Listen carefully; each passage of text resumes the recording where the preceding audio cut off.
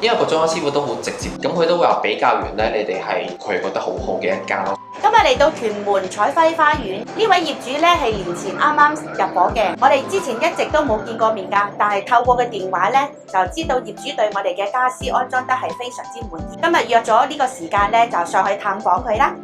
Hello， 鄭生你好，多謝你今日邀請我。我想問下咧，你係透過乜嘢渠道了解我哋益達？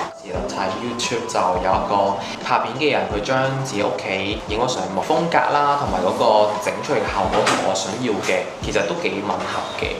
咁所以我就問佢啦，你揾邊個廠家？你同我哋啲設計同事啦，或者係安裝嘅師傅啦，合作得愉唔愉快呢？我自己都係嗰啲比較嚴謹啲嘅人啦。設計師佢改完一啲嘢，其實我都會見到佢好仔細地去諗啦，同佢畫啦。成個過程我覺得都幾放心嘅。我頭先聽你講呢，我哋好似21年就已經加咗微信，係啊，咁就嚟到舊年先開始裝修間屋。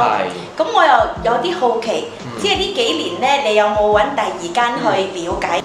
冇乜嘅，因為我點解會好想同你哋合作？其實基於個報價合理啦，同埋其實睇完你哋幾年嘅作品，所以我覺得都值得去試一試咯。咁我又想問啦，你對自己屋企滿意啦，會唔會介紹益達俾朋友呢？都會啊，因為嗰陣時咧，裝修師傅上嚟一齊埋尾啊嘛，咁佢都係一個好有要求嘅人啦。佢都讚你哋師傅咧係好快，而且手工都好好，同埋佢話啲料都 OK。裝修師傅都好直接㗎，即係話佢都揾過其他即係廠家去幫佢整啦。咁佢都會話比較完咧，你哋係質量係佢覺得好好，係咯，即係好嘅一個質量同埋服務係真係好緊要咯。好多人都係第一次裝修嘛，咁可能佢裝修覺得信任嘅即係廠家係好緊要咯，揀啱就會好好多咁樣。